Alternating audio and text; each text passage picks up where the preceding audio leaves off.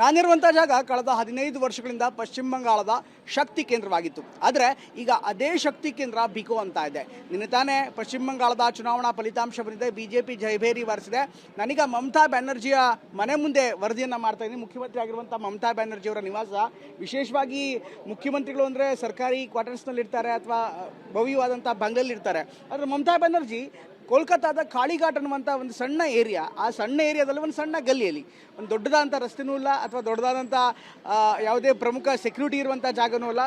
ಸುತ್ತಮುತ್ತ ಸಾಮಾನ್ಯವಾಗಿರುವಂಥ ಅನೇಕ ಮನೆಗಳಿವೆ. ಈಗ ಮನೆಗಳನ್ನು ತೋರಿಸಿ, ಇನ್ಫ್ಯಾಕ್ಟ್ ಈಗ ನೋಡ್ತಾ ಇರುವಂಥ ದೃಶ್ಯ ಇದು ಮಮತಾ ಬ್ಯಾನರ್ಜಿಯವರ ನಿವಾಸದ ಮುಂಭಾಗದಲ್ಲಿದ್ದೀವಿ. ಈಗ ಅವರ ಕಾರ್ಯಕರ್ತರು, ಸ್ಥಳೀಯ ನಾಯಕರು ಇಲ್ಲೇ ಇದ್ದಾರೆ. ಜೊತೆ ಪಕ್ಕದಲ್ಲೇ ಅವರಿಗೆ ಸೆಕ್ಯೂರಿಟಿಗೋಸ್ಕರ ಅಂದರೆ ಮುಖ್ಯಮಂತ್ರಿ ನಿವಾಸಕ್ಕೆ ಯಾವ ರೀತಿ ಸೆಕ್ಯೂರಿಟಿ ಕೊಡಬೇಕು ಆ ರೀತಿ ಸೆಕ್ಯೂರಿಟಿ ಬೂತ್ಗಳನ್ನೆಲ್ಲ ಮಾಡಿದ್ದಾರೆ. ಅದನ್ನು ಹೊರತುಪಡಿಸಿ ಹಾಗೆ ಮುಂಭಾಗದಲ್ಲಿ ನೋಡ್ತಾ ಇದ್ದಾರೆ, ಅಂದರೆ ಈ ಮಮತಾ ಬ್ಯಾನರ್ಜಿಯವರ ಮನೆ ಮುಂದೆ ರಸ್ತೆ ನೋಡ್ತಾ ಇದ್ದೀವಿ ನಾವೀಗ.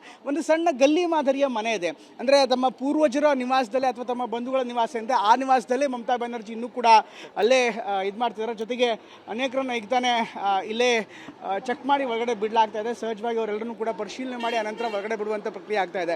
ಈ ಸೋಲಾದ ಬಳಿಕ ಈ ರಸ್ತೆ ಪೂರ್ತಿಯಾಗಿ TMC ಕಾರ್ಯಕರ್ತರಿಂದ ತುಳುಕ್ತಾ ಇತ್ತು. ಆದರೆ ಈ ಫಲಿತಾಂಶದ ಬಳಿಕ ಹೆಚ್ಚಾಗಿ ಕಾರ್ಯಕರ್ತರು ಯಾರು ಕೂಡ ಬರ್ತಾ ಇಲ್ಲ. ಅನೇಕರು ಬೇಸರದಲ್ಲಿದ್ದಾರೆ.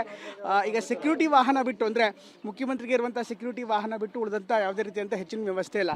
ಮಮತಾ ಬ್ಯಾನರ್ಜಿ ನಾನು ಕೆಲವೇ ಹೊತ್ತಿನಲ್ಲಿ ಪತ್ರಿಕಾಗೋಷ್ಠಿಯನ್ನು ಕೂಡ ಮಾಡ್ತಾರೆ, ಮಾಧ್ಯಮಗಳನ್ನು ಉದ್ದೇಶಿಸಿ ಮಾತನಾಡ್ತಾರೆ ಅಂತ ಹೇಳಲಾಗ್ತಾ ಇದೆ.